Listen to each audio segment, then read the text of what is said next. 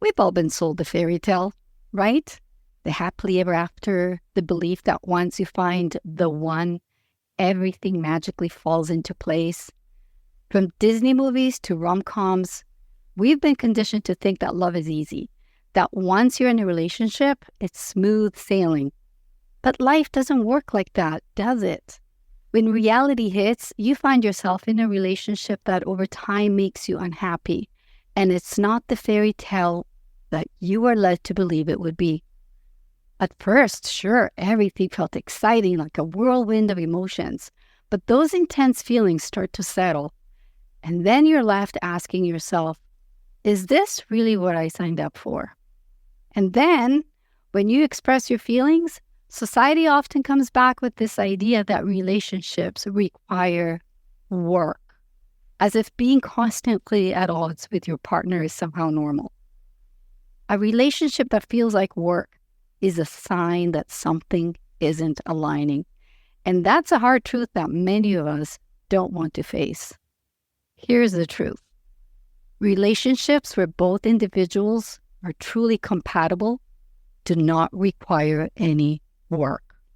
When two people are truly compatible, the relationship flows. Disagreements happen, sure, but they get resolved with mutual respect and understanding, not endless tension. A relationship built on compatibility flows naturally and runs in harmony because both partners understand each other, support each other, respect each other, and move through life together, not against each other. Think of it like this. When two people are on the same page, facing life as a team, it feels effortless, and not because you never disagree, but because there is no constant battle for control or validation. There's space to be yourselves without trying to mold the other person into someone that they're not. And isn't that the kind of connection that we all crave? So why do so many people struggle in relationships that seem to start well? I mean, we all have had that friend, or maybe we've been that person who thought they had found the one, only to realize months or years later that things weren't as perfect as they seemed in the beginning. So what happens between that magical start and the eventual downfall? Here are 3 things to look out for before committing.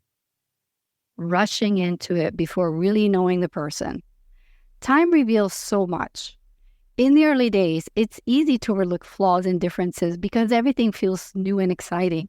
But time has a way of peeling back those layers, revealing the reality of who someone truly is. You need time to see them under stress, in moments of frustration, and in situations where things aren't going their way. This is when their true character shines through. Number 2, ignoring red flags, or worse, not knowing what red flags to even look for. Be aware. We're often blinded by love or by the idea of what we want the relationship to be. We ignore behaviors that make us uncomfortable or rationalize things that feel off. But here's the thing. Those little warning signs are your gut trying to tell you something important. Pay attention to them. And if you're not sure what red flags to watch for, I've got something for you. I have a free PDF called Are You Dating an Abuser? It's a quick reference list of the signs of potentially abusive partners. Behaviors that might seem small at first, but can grow into serious issues over time. You deserve to know what to look for to protect your mental and your emotional well-being. So if you want to learn more, download it. The link is in the show notes. Number 3, believing that a legal commitment will somehow solve the problems that were already there. Some people think that marriage or a serious commitment will fix everything, that it's the next step in solving their relationship issues. But the truth is, commitment does not erase problems. In fact, it often magnifies them. If there are unresolved issues before you walk down the aisle, they'll still be there afterwards, but now they're harder to escape. So I'm going to share with you some hard-earned wisdom. Don't rush into commitments before you truly know the person you're committing to. I can't stress this enough. Time is your best friend when it comes to relationships. The more time you give yourself, the clearer the picture becomes. Do they respect your boundaries? Do they support your goals? How do they handle conflict? These are just some of the questions that matter. You don't want to be one of those people saying, "You were different when we were dating," or "You never showed me this side of you." And trust me, I've heard this so many times.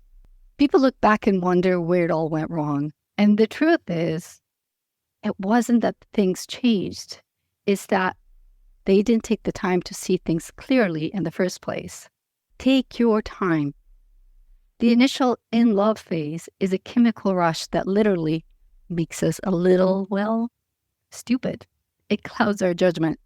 That rush of dopamine and oxytocin can make even the biggest red flags look like carnival balloons.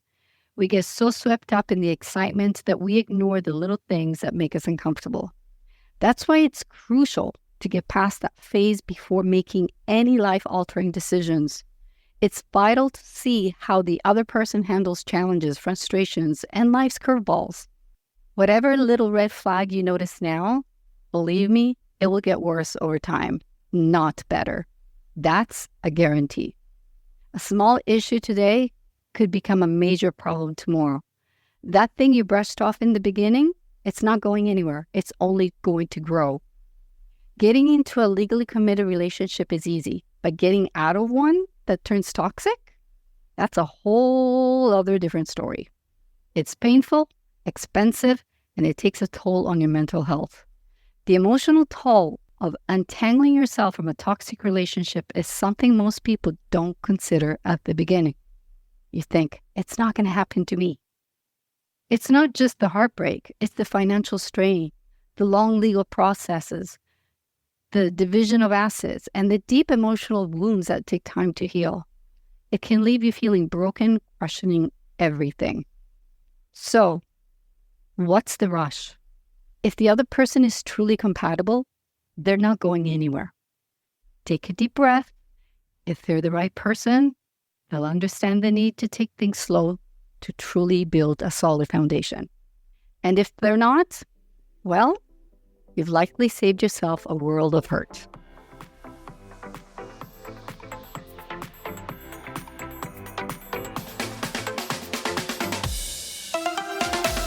Thank you so much for listening and for being here today. If you enjoyed this episode, be sure to subscribe, rate, and review this podcast, and make sure to share it with your friends. You can find the links mentioned in this episode and all of the show notes at francescaanastasi.com/podcast. And you can also find us on YouTube. Once again, thank you so much for being here today. Until next time, embrace your magnificence.